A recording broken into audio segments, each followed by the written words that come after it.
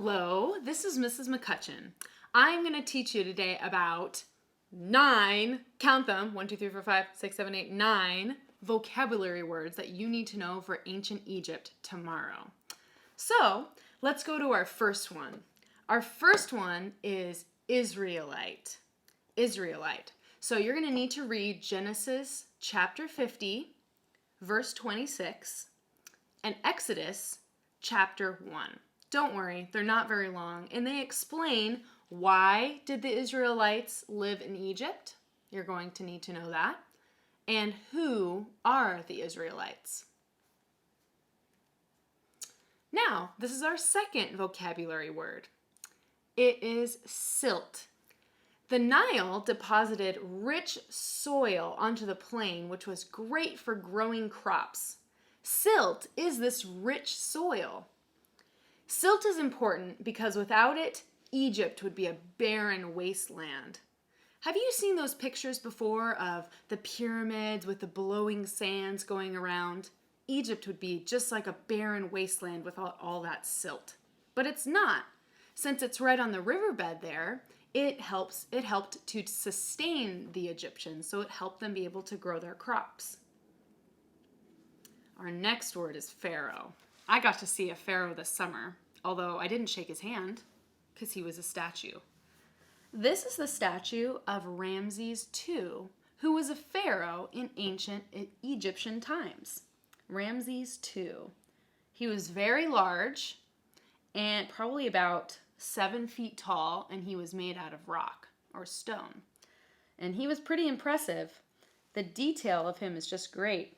And on his little pharaoh hat, I'm not quite sure what that's called, there are little lines that are all perfectly straight, which is really cool.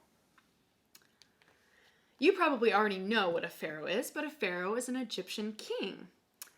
Here is a picture of King Tutankhamun, or King Tut as his nickname goes. Our next term is regent. What if you were a child and your father, who was the pharaoh, died or was killed? Well, you can't exactly rule the throne at age 4, or else you'd probably just want candy all day long. So instead of having a child rule the country, a regent was appointed. A regent is someone who watches over the pharaoh. Pharaohacy, if you want to call it. That's a made-up word. The regent is someone who watches over the pharaohacy until the boy becomes old enough to rule himself. And women were not pharaohs back then, unfortunately. The next word on your vocabulary list is Giza. You've probably heard of the pyramids of Giza. Well, why don't you look at some pictures of some? There are great pyramids there, and there's also the Great Sphinx there, which is a giant cat. Kind of funny, but the Egyptians really love their cats. The city of Giza is situated between 2 tributaries of the Nile River. That means 2 kind of offshoots or 2 branches of the Nile River. So it's a really fertile valley by all that silt, which you learned about earlier. So Giza was a city where the Great Pyramids are and where the Great Sphinx is. And it's on the Nile River. Our next vocabulary word is pyramids. Pyramids are, of course, 3-dimensional figures. They are built of rock and stone. The Great Pyramid of Giza is the last wonder of the ancient world that is left standing. There are 7, and there's only 1 left, and that's Giza, the Pyramid of Giza. So, actually, the Pyramid of Giza is a tomb. It's a gigantic pyramid which underneath has a tomb, which a king would get buried in, or the pharaoh would get buried in. So of these 3 pictures, which one is the Great Pyramid of Giza? What do you think? Is it the first picture, the second picture, or is it the third picture? Let's see. If you guessed this one, you were right. This one is the Great Pyramid of Giza, located on the Nile River. Our next term is a mummy. Let me show you a picture of a mummy that I saw this summer. This is a picture of a mummy. Here's the feet right here, and then he's covered with a wrap. He or she, I'm not quite sure. Then his arms are like this on his body, and he has a hat over them. There were many people at this exhibit, so it was hard to get a look. But it was pretty cool to see that he's still preserved even after about 3,000 to 4,000 years. Pretty cool.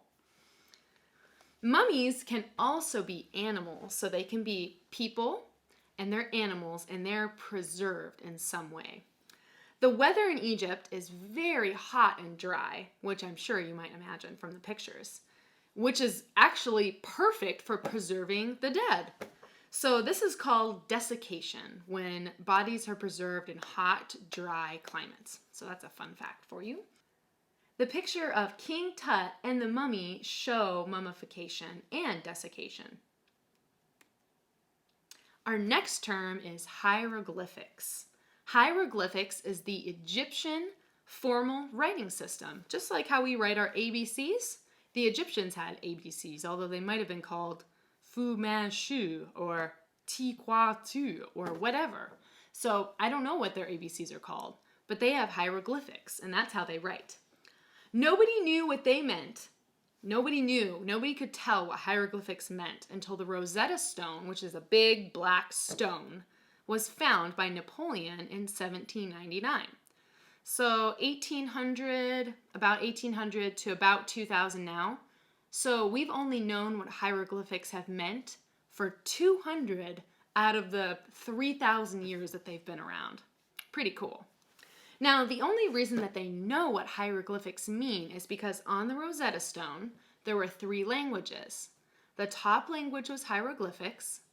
The second language was an Egyptian form of a written language, which came after hieroglyphics. And then the third language at the bottom was ancient Greek. Since the researchers and the archaeologists could speak, or they could understand what the Greek language on the bottom said, they could decipher what the ancient Egyptian writing was and then what the hieroglyphics were at the top, because it was 3 pieces written it was the same thing written 3 times. So that's what hieroglyphics are. The next vocabulary word, and I believe this is your last one, is papyrus. And we kind of talked about that a few days ago. But papyrus is a green plant that grows out of the ground. And what you can do is you can cut it, take the middle part out, and you can actually make it into kind of a paper. It's not a paper as smooth as the paper we used to write on in school. That's made of wood pulp. Papyrus is made out of more of a plant pulp. And it grew really well in ancient Egypt, especially along the Nile River. So that's what papyrus is. Make sure tomorrow that you know those 9 vocabulary words: Israelite, silt, pharaoh, regent, Giza, pyramid, mummy, hieroglyphics, and of course papyrus. Make sure you know those before class tomorrow. Thank you. Goodbye.